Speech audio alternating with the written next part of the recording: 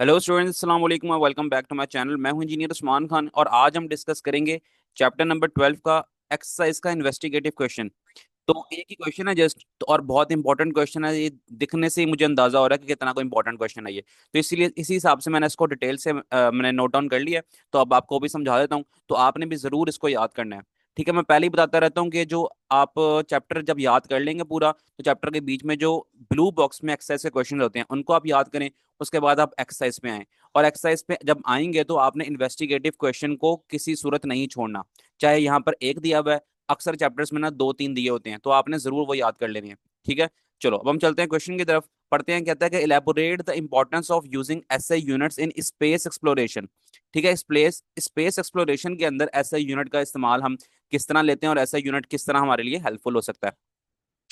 अब हम चलते हैं पीडीएफ की तरफ। यहाँ पर देखते हैं जी, किधर है ये, यहाँ पर है। Elaborate the importance of using SI unit in space exploration, ये क्वेश्चन हमारे पास था। इसका आंसर अब हम लिखते हैं। आपने पॉइंट्स बना के लिखना जिस तरह मैंने लिखा हुआ है। नंबर वन हमारे पास है कंसिस्टेंसी इन मिशंस। मिशंस के अंदर कंसिस्टेंसी, ठीक है, पहला पॉइंट हमारे पास ये हो जाएगा।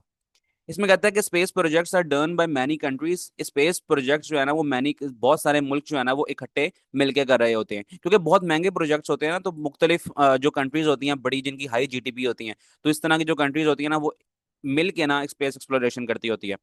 तो if they use different units, अगर वो हर मुल्क, अगर दो मुल्क इकट्ठे कोई प्रोजेक्ट कर रहे हैं, लेट्स से कि ना रशिया और चाइना मिलके एक प्रोजेक्ट लॉन्च कर रहे हैं स्पेस के लिए, तो वो अगर एक मुल्क जो है ना यूनिट्स इस्तेमाल कर रहा हो माइल्स, ठीक है, डिस्टेंस नापने के लिए, और एक मुल्क इस्तेमाल कर रहा हो किलोमीटर, तो क्या ख्याल है, कैलकुलेशंस में तो मसला आ जाएगा ना।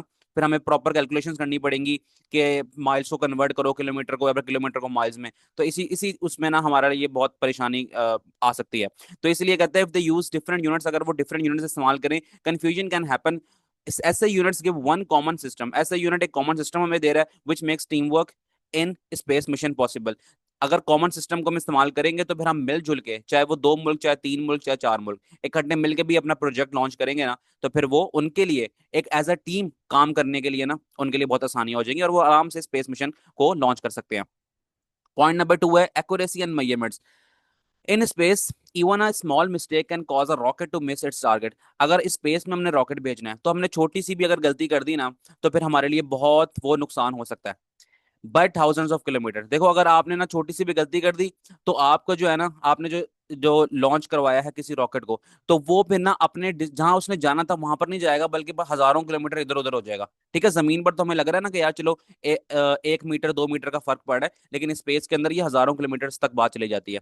यूजिंग ऐसे units ensure accurate measurements of distance, speed and fuel in space exploration. अगर हम प्रॉपर ऐसे यूनिट्स के अकॉर्डिंगली कैलकुलेशंस अपनी कर लेंगे, तो हम डिस्टेंस को भी प्रॉपर नाप सकते हैं कि कितना दूर हमने कहाँ पर रॉकेट अपना भेजना है, और हमें कितनी स्पीड चाहिए इसके लिए, और हमें कितना फ्यूल चाहिए इसके लिए, तो हम सारा कुछ प्रॉपरली मैनेज कर सकते हैं।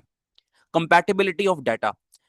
Space research requires sharing data between scientist and different countries. अब स्पेस रिसर्च अगर कर रहे हैं, तो जाहिर सी बात है, ऐसा तो नहीं होगा ना कि एक मुल्क सारा अपना डाटा दे देगा और दूसरे मुल्क के पास कुछ होगा ही नहीं। ऐसा तो नहीं होगा, दूसरे मुल्क ने भी अपनी कोई ना कोई वर्किंग करके रखी होगी।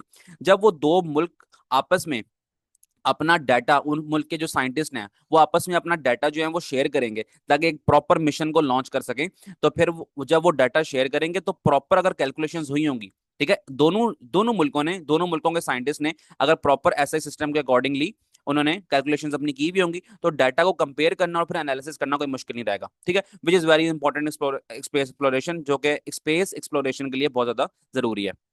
पॉइंट नंबर 4 और आखिरी पॉइंट यही है, एफिशिएंसी इन कैलकुलेशन। तो आप इसको याद कर लेना। देखो, लॉन्ग क्वेश्चन टाइप, अगर लॉन्ग क्वेश्चन आया है चैप्टर में से, तो ये आ सकता है। अगर शॉर्ट भी आया तो फिर भी आपने इसको डिटेल से ही याद करना है। अच्छा जी, एफिशिएंसी इन कैलकुलेशंस। ऐसे यूनिट्स वर्क ऑन बेस 10। देखो, याद है ना, बेस 10 पे काम करता है ऐसे यूनिट, जैसे ना 10 की पावर 2 हो गई, 10 की पावर 3 हो गई, 10 की पावर 6 हो गई, या फिर 10 की पावर -3 हो गई, प्रीफिक्सेस पढ़ के जो आए हम। ठीक है, तो ऐसे यूनिट्स जो है ना वो काम करता है 10 की पावर पे। सो कन्वर्टिंग यूनिट, तो हमें अगर कन्वर्ट करने हो ना यूनिट्स को, मीटर को किलोमीटर में, ग्राम को किलोग्राम में, तो हमारे लिए बहुत आसान रहेगा। तो कॉम्प्लेक्स कैलकुलेशन से हम बच सकते हैं। This help scientist in doing fast and safe calculations in space exploration. तो ये साइंटिस्ट के लिए हेल्पफुल रहेगा कि वो कैलकुलेशंस आसानी से अपनी कर सके। तो बस ठीक हो गया। इसके साथ साथ ही ना हमारा चैप्टर नंबर 12 का क्वेश्चन भी खत्म हुआ, और चैप्टर नंबर 12 भी हमारा यहाँ पर खत्म हो गया। तो बस ठीक है, अब मिलते हैं आपसे नेक्स्ट वीडियो में। डिस्क्रिप्शन के अंदर ना प्लेलिस्ट का लिंक है, वहां पर जाके क्लास 9 केमिस्ट्री न्यू बुक के तमाम बुक मैं पढ़ा चुका हूँ, पूरी बुक, ठीक है, कुछ भी नहीं छोड़ा। तो आप जाके वहां पर लेक्चर्स ले सकते हो अगर अभी तक कोई नहीं लिया। और फिर मिलते हैं आपसे नेक्स्ट वीडियो में चैप्टर नंबर 13 के साथ। अपना ख्याल रखें, अल्लाह हाफिज।